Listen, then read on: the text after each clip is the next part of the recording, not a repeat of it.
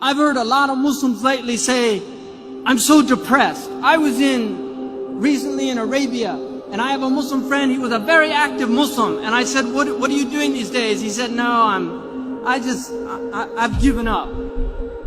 That's what he said to me. He said, I've given up. I've had enough. You know, there's no hope. I grabbed him and I shook him, literally, physically. And I said to him, what do you mean there's no hope? We are a religion of hope. We live on hope because I believe in the promise of God.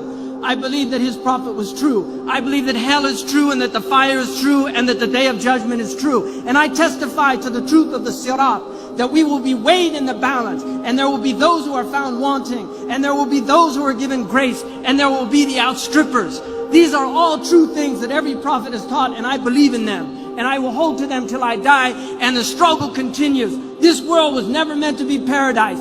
God has created a world that is meant to drive you to God. And if you're being driven to the devil, you've been duped, my friends. Because all of the hardships that you suffer in your life, if you believe in God, you will find those rewards on the day of judgment. I was in Abu Dhabi. A taxi driver said to me, I said, where are you from? He said, Dar'a. And I said to him, I hope that your family's safe. He said the house caved in on them. My father was killed. He said to me, I've worked 12 years.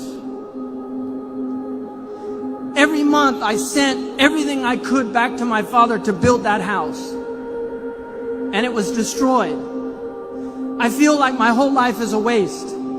I said to him, Ya akhi, bil Arabiya, ihtasib 'inda Allah. Wallahi kunta fi birrin biwalidayk. You were in filial piety to your parents. Believe in the promise of Allah subhanahu wa ta'ala. What you're doing is not to build in this world.